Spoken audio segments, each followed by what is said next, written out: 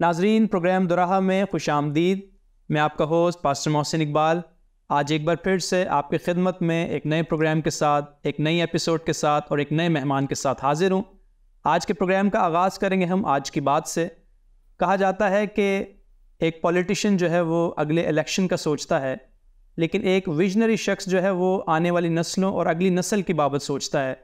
सो इसी मौजू से रिलेटेड आज जिस प्रोग्राम को हम करने जा रहे हैं, इस प्रोग्राम में हम तहरीक शनाख्त के हवाले से बात करेंगे। और इस पर बात करने के लिए आज जो मेहमान हमारे साथ प्रोग्राम दुराहा में स्टूडियो में मौजूद हैं, किसी तारुफ के मोहताज नहीं हैं। न सिर्फ मसीही हल्का में बल्कि बिलखसूस पाकिस्तान की तमाम कम्युनिटीज़ में उनके नाम को जाना जाता है। उनका नाम है आज़म मिराज साहब। सर, आप बहुत सारी किताबों के मुसन्निफ़ हैं और आपने बिलखसूस क्रिश्चियन कम्युनिटी को इस बात के लिए उबारा है कि वो अपनी शहनाख्त को जो है वो पहचानने वाले हों। सो इससे पहले कि मैं उनका तारुफ़ करवाऊँ, ये भी बताना चाहूँगा कि दौरे हाज़रा में हमें बहुत ज़रूरत है ऐसे लोगों की कि वो तहरीक ऐसी उजागर करें जिसमें हम अपनी शनाख्त को जो है पहचानने वाले हो सकें। सर, आपको आज के प्रोग्राम में खुश आमदीद कहते हैं। शुक्रिया, बहुत शुक्रिया मोहसिन आपका। इंट्रोडक्शन में सर मैं बयान कर रहा था कि तहरीक शनाख्त के हवाले से आपने जो काम पाकिस्तान में रहते हुए किया है बहुत कम देखने में आया है। तो इसी से रिलेटेड मैं आपसे पहला सवाल करना चाहूँगा कि तहरीक शनाख्त बारहा ये कहती है कि हमारा कोई इंतखाबी सियासी एजेंडा नहीं है, फिर भी अक़लियतों के लिए इंतखाबी निज़ाम पर पिछले 10 साल से मुसलसल तहकीक और आगाही मुहिम क्यों है? ये बड़ा अच्छा सवाल, आपने बड़ा उम्दा सवाल किया है, क्योंकि हम बारहा क्लेम करते हैं कि हम कोई NGO नहीं है, हमारा कोई सियासी इंतखाबी एजेंडा नहीं है, किसी ख़ास मसलक की भी हमारा कोई एजेंडा नहीं है। तो फिर ये क्यों? जी देखें, हमारा जो मुआशरा है इसमें अक़लियतों को जो दरपेश मसाइल हैं उनकी एक तवील फ़हरिस्त है जी। और बेतहाशा NGOs, बेतहाशा हमारी पैराचर्च ऑर्गेनाइजेशंस और इंडिविजुअल्स अपनी अपनी सतह पे उन मसाइल को एड्रेस करने की कोशिश करते हैं। जी, मैं जो एक तारीख़ का, मुआशरे का छोटा मोटा तालिब इल्म हूँ, या जो मैंने अक़लियतों के अक़लियतों के एक सेगमेंट पाकिस्तानी मसीही पर जो काम किया है, जो मैंने इसका मुशाहिदा किया है, जो मेरे तजर्बात हैं ज़िंदगी के, उससे मैंने ये सीखा है कि अगर पाकिस्तान में एक शफाफ और इंसाफ पर मबनी इंतखाबी निज़ाम अक़लियतों को दे दिया जाए तो ये जितने भी मसाइल हैं, नॉट 100%, लेकिन 80% के हल का पेश खामा साबित हो सकता है। जी।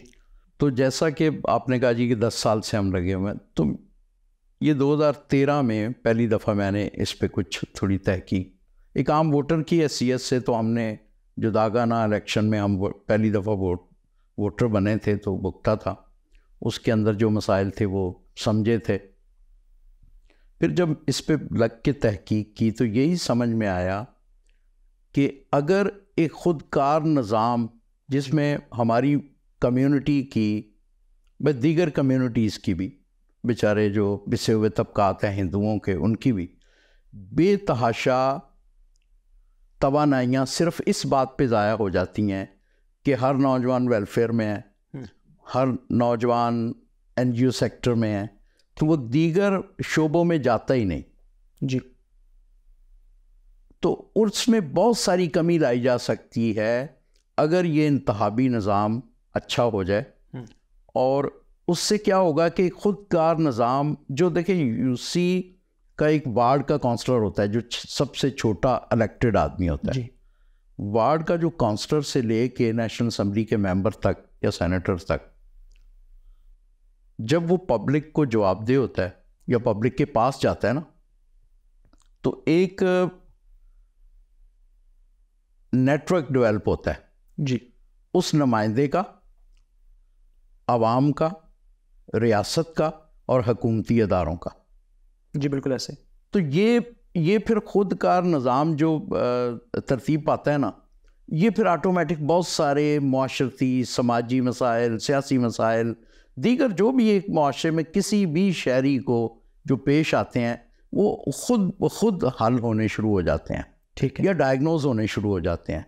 हल तो तभी होने हैं जब 25 करोड़ के होंगे, लेकिन ये जो एक बिल्कुल तफरीक वाला मामला होता है ना, बिल्कुल अलहदा मामला हो जाता है जी, कि पूरी देखें तकरीबन 90 लाख माइनॉरिटीज़ हैं यहाँ, ठीक है, और अक्सरियत यूथ देखें आप, अक्सरियत चर्च देखें, अक्सरियत या मेरा दलितों से, मेरा जो पिसे हुए तबकात के हिंदू हैं उनसे बड़ा राब्ता है, तो मोस्टली वेलफेयर ऑर्गेनाइजेशन सारी तवानाई इसी में चली जाती है।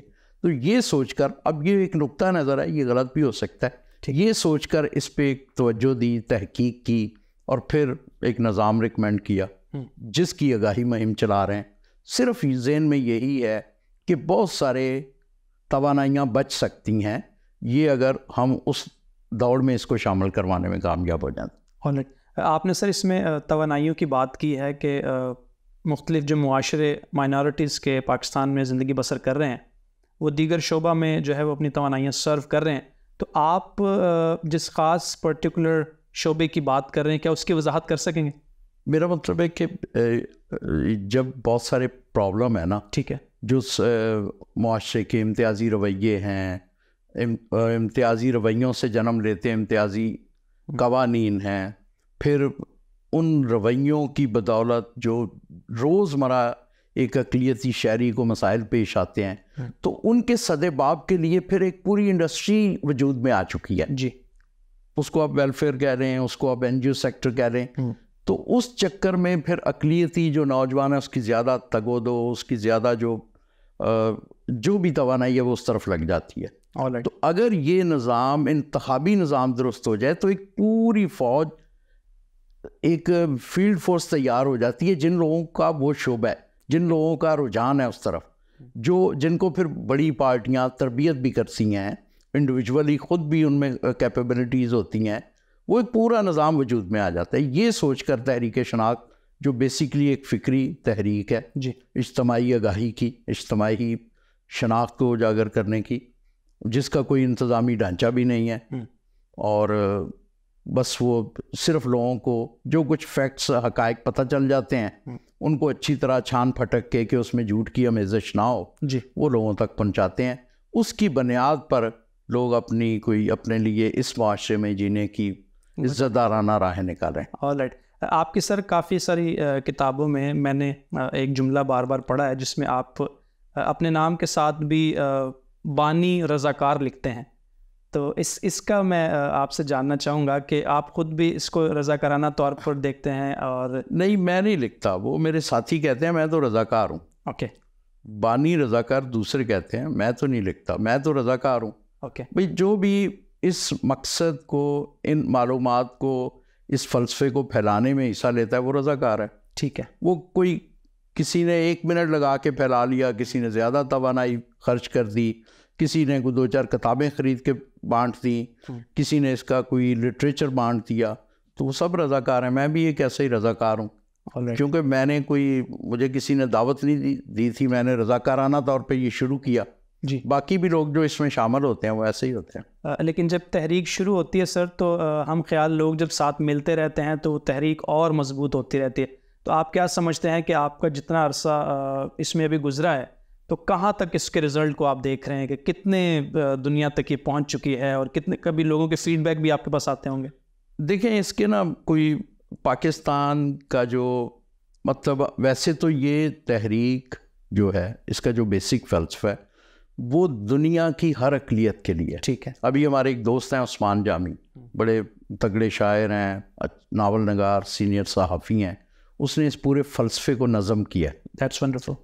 ठीक है, तो ये फ़लसफ़ा पूरे दुनिया की अक़लियतों के लिए। ठीक है, कि भाई आप कहीं भी रंग, नस्ल, मज़हब, मसलक, जगराफ़िए की बुनियाद पर, लासानियत की बुनियाद पर अगर अक़लियत हैं और आपकी उस शनाख्त की बुनियाद पर आपसे अगर कोई तफरीक होती है और उस रद्द अमल में आप मुआशरती बेगानगी का रवैया अपना लेते हैं, तो उससे एक तो सोसाइटी के जो मसाइल हैं वो आपके लिए हैं, ठीक है, रुकावट। दूसरा ये है कि फिर उस मुआशरे में उस मुआशरती बेगानगी की वजह से आप अपने लिए हज़ारों तरक्की के रास्ते खुद ही बंद कर लेते। तो अब ये तो दुनिया की हर अक़लियत के लिए उस पर अप्लाई होता है। लेकिन ये जो आप कह रहे हैं रिज़ल्ट्स, अब पाकिस्तानी मसीहों की इस पाकिस्तानी मुआशरे में जो मसीही समाज की एक हैयत है, जिस तरह की पिछले 20, 30, 40 साल से वजूद में आई है, उसमें कुछ कहना बहुत मुश्किल है। ठीक है, कभी लगता है कि हमने बहुत टारगेट अचीव किए हैं, हमारा मैसेज घर घर पहुंचा है, और लोगों की जो ज़ाती शनाख्त का मसला है, फिर किसी ना किसी तरह इसी तरह के कामों से लोगों का रोज़गार वाबस्ता है, तो इस तरह उसकी पजीराई वैसी नहीं हो रही जैसी दुनिया में इस तरह की तहरीकों को हुई है माजी में। या तो इसमें देखें मेरी नालायकी है, मेरी कमज़ोरी है, मेरे साथियों की, कि इसमें इतनी जान नहीं है। लेकिन जब देखते हैं कि वो इन्फॉर्मेशन इस्तेमाल हो रही हैं, उस ट्रैक पे लोग काम कर रहे हैं, तो फिर वही समझ आता है कि वो रोज़गार की बदौलत हाँ जी, लोग उस व्यापार में हैं, क्योंकि ज़्यादातर तो वो इसका नाम नहीं लेते, लेकिन हमारे लिए काम ज़रूर कर रहे हैं। बिल्कुल काम जिस जगह पर भी सर आप इस तहरीक के हवाले से सुनते होंगे तो आपको याद आता होगा कि ये हमारा ही काम है और हमारे ही साथी हैं। आपने सही कहा सर। हमारे नाज़रीन सुन रहे हैं आज तहरीक शनाख्त के हवाले से, तो हमारे नाज़रीन को ये भी आप बताइएगा कि आप कौन सा इंतखाबी निज़ाम चाहते हैं और क्यों। देखें जी, हम अगर सिर्फ एक लफ्ज़ में कहें तो हम दोहरा वोट चाह रहे हैं। ओके, और किस बुनियाद पे चाह रहे हैं? इस बुनियाद पे चाह रहे हैं कि 1857 की जंग आज़ादी के बाद जी, गोरे ने जब पता नहीं 1861 में इंडियन एक्ट बनाया, फिर 1885 में कांग्रेस बनवाई, उसके बाद 1906 में मुस्लिम लीग वजूद में आती है। ठीक है, 1909 में इंडियन एक्ट पास करता है। हिंद का जो सेक्रेटरी था वो शायद मार्ले था, और उस वक्त का जो वायसराय था वो मिंटो था, तो वो मार्ले मिंटो इंडियन एक्ट कहलाया 1909, जिसमें मुसलमानों को जनरल वोट के साथ मखसूस नशिस्तों पर जुदागाना इंतखाब दिया गया। ठीक है, उसके बाद फिर गोरे ने 1919 में इसमें दीगर अक़लियतों को भी शामिल कर लिया जी। अच्छा, गोरा जो अशराफिया थी, शायद उसके इंटरेस्ट कम थे, वो तो ज़ाहिर है पूरा काबज़ हो चुका था, वो सोचता था, वो एक डिफरेंट टाइप की उस वक्त के हालात और वाक़यात के मुताबिक। उसके बाद उनका एक वज़ीर आज़म रमज़े मैकडोनाल्ड 1930 में गोलमेज़ कॉन्फ्रेंस करवाता है जी। बड़े बड़े इंडिया की हर कम्युनिटी को, उसको शौक़ चढ़ाया कि मैं जी हिंदुस्तानियों का दोस्त कह रहा हूँ। ठीक है, तो उसने जो पिसे हुए तबकात थे, सिख, इंडियन मसीही, एंग्लो इंडियन, यूरोपियन मसीही, सिख, बुद्धिस्ट, दलित, सब पहली दफ़ा दलितों को बुला के उसने कहा जी आपके अपने मसाइल बताएं, और उसकी बुनियाद पर उन्होंने कम्युनियल अवार्ड दिया कम्युनिटीज़ को दिया, जिस पे फिर वो हिंदुओं में और जो शेड्यूल कास्ट थे दलित जी, उनके दरमियान मसले मसाइल हुए। गांधी जी ने भूख हड़ताल की, अम्बेडकर उस पर चाहते थे कि ये हमें हमारा ये दोहरा वोट जो है, यानी जनरल पे भी हम डालें और हमें अलहदा करें, ये हमारी बहुत बड़ी ताकत होगी। वो मानते नहीं थे। गांधी जी ने मरण बरत रख लिया, तादम मर्ग, भूख हड़ताल, फिर पूना पैक्ट होता है। फिर उन्होंने, अम्बेडकर ने मजबूर होके, एक तरह से ब्लैकमेल होके, अपनी कम्युनिटी के लिए बहुत सारी रियायतें लेके उससे पीछे तो हट गए, लेकिन दीगर अक़लियतों के लिए वही निज़ाम रहा। 1940 के इलेक्शन भी इसी तरह होते हैं, उसी बुनियाद पर, जिस पाकिस्तान वजूद में आ जाता है।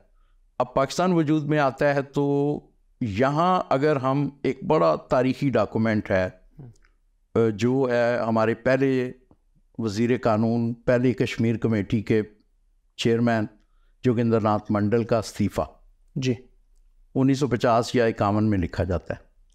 तो उस वक्त भी वो कह रहे हैं कि जी उनके उस ख़त से, उसमें जब वो जिक्र करते हैं कि हमारा ये मसला 3 साल से पेंडिंग पड़ा हुआ है, यानी वो 50 में लिख रहे हैं 47, तो 3 साल से पेंडिंग पड़ा हुआ है कि पाकिस्तान की अक़लियतों को कौन सा इंतखाबी निज़ाम चाहिए। ठीक है, 46 के इलेक्शन से उसके बाद शायद अगर मेरी याददाश्त सही काम करी तो 1954 में इलेक्शन हुए।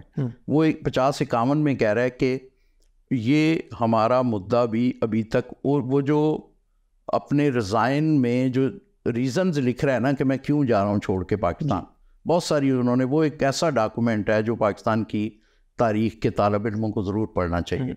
मेरी किताब धरती जाए क्यों कराए में उसका उर्दू मतन मौजूद, मैंने किसी से तर्जमा करवा के ठीक है उसमें शामिल किया। तो वो उसमें भी वो कह रहा है कि हमें ये मामला क्यों नहीं हल हो रहा, हमें चाहिए, हमें जनरल नशिस्तों पर वोट डालने का, इलेक्शन लड़ने का भी हक चाहिए और मखसूस नशिस्तों पर भी, ठीक है, ये हक चाहिए। ये आप 1954 की बात कर ना 51 या 50 की तहरीक जो है वो उनके पिछले 3 सालों की वो बयान कर, वो पिछले 3 साल की तारीख बयान कर रहा है कि ये हमारे पाकिस्तान की अशराफिया हमारा ये मसला क्यों नहीं हल करती। और रिज़ाइन का रीज़न भी यही था? नहीं, एक वन ऑफ द रीज़न, बहुत सारी रीज़न, वो वन ऑफ द रीज़न वो कह रहा है। तो अब यानी इस इशू का मैं आपको बता रहा हूँ 1909 से, बल्कि 1857 की जंगी आज़ादी के बाद से बड़े सगीर में ये मसला था कब से। उसके बाद 54 के इलेक्शन भी मेरा ख्याल ऐसे ही वही उसी तरह के जुदागाना, जो मस्क शुदा जुदागाना था, उस तरह हुए। फिर उसके बाद मेरा ख्याल है यूब आ जाते हैं, वो 2 दफ़ा इलेक्शन करवाते हैं, वो मिक्स करवाते हैं, ठीक है। तो मखलूत इलेक्शन में ज़ाहिर है कोई अक़लियती नुमाइंदा जीत ही नहीं पाता। नहीं, 70 के इलेक्शन भी ऐसे ही होते हैं। 70 के इलेक्शन के रिएक्शन में फिर पाकिस्तान की अक़लियतें नहीं, हिंदू तो ज़ाहिर है जंग लग गई थी तो वो तो बेचारे बहुत दुब के बैठे होंगे। आप 71 की बात कर? जी 71 की। तो 72 में पाकिस्तान के मसीहों ने एक तो अपने अदारे कौमी आए जाने पर नेशनलाइज जो हुए स्कूल्स वगैरह उस पे, और प्लस ये कि हमारी कोई रिप्रेजेंटेशन नहीं हुई, उन्होंने एहतजाज किया, 2 बंदे शहीद हुए, जिनको डेडिकेट किया मैंने किताबचा जो ये पाकिस्तान की अक़लियतों के लिए दोहरा वोट क्यों ज़रूरी। जी अच्छा, उसके जवाब में फिर 1975 में भुट्टो रजीम जो है वो चौथी आइनी तरमीम करता है और ये जो आज निज़ाम है ये देता है, ठीक है। 6 सीटें मखसूस कर दी जाती हैं। तो मखलूत के ख़िलाफ़ लोग एहतजाज करके 2 जाने दे के ये वाला निज़ाम लेते हैं। ज़िया साहब आ जाते हैं 77 में, इस हिसाब से इलेक्शन होते हैं। तो इस निज़ाम की खामियां सामने नहीं आती, ठीक है, जो आज है। सिर्फ एक ही इलेक्शन हुआ है, वो माना नहीं गया। 75 में तो सिर्फ पास हुआ था जी, 6 बंदे वैसे ही शामिल कर लिए थे कि तुम आ जाओ, तुम आ जाओ, तुम आ जाओ, ठीक है। 4 मसीही, 1 हिंदू और 1 शद पारसी थे। उसके बाद ज़िया आ जाते हैं, हमारे लोग कहते हैं कि जी हमें तो ये वाला नहीं समझ में आया, ठीक है। ज़िया जुदागाना कर देते हैं, वही मस्क शुदा जुदागाना जिसमें आपको सियासी शूदर, मुआशरती अछूत बना दिया जाता है। ठीक, आपके हल्के में वोट डालने की कोई औकात ही नहीं रह जाती। आपका पड़ोसी इलेक्शन लड़ रहा है, वो आपसे पूछ ही नहीं रहा। 5 दफ़ा ये इलेक्शन लड़ता है, बादशाह लोग, कुछ चर्च की कोई तंजीमें वगैरह इस पे शोर शराबा करती हैं कि भाई हमें ये नहीं चाहिए, हमें आपने बिल्कुल शुदर बना दिया है, छूत बना दी है। तो क्या इससे ये साबित हुआ कि जुदागाना भी रिजेक्ट, ठीक है, मखलूत भी रिजेक्ट, ठीक है। उसके बाद मुशर्रफ आते हैं जी। तो फिर हमारे लोग पहुंचते हैं कि भाई ये तो नहीं सही है हमारे लिए, राइट। मुशर्रफ वही बगैर किसी अर्क्रेजी के, जो रमज़े मैकडोनल्ड करता था, जो पार्लियामेंटो करता था, अर्क्रेजी करता था, अक़लियतों को मुतमईन करता था, इस अशराफिया को आदत नहीं। वहाँ की अशराफिया भी तकड़ी थी जी। करवाने वाले कायदे आज़म थे, गांधी थे, अम्बेडकर थे और दीगर इसी लेवल के सर आगा खान दोयम और इस तरह के बंदे बैठते थे। यहाँ ना करवाने वाले कि हमें मुतालबा चाहिए क्या, और करने वाली अशराफिया भी आपके सामने ही है, दोनों एक से हैं। तो मुशर्रफ कहता भाई ठीक है चलें, वही भुट्टो वाला फिर उसको रिवाइज कर देते, उसको नहीं बहाल कर देते, ठीक, बहाल कर दिया। जब वो 5 दफ़ा चला तो पता चला कि बहुत आला है कि जी इसमें आप हल्के में वोट डालते हैं, ठीक है।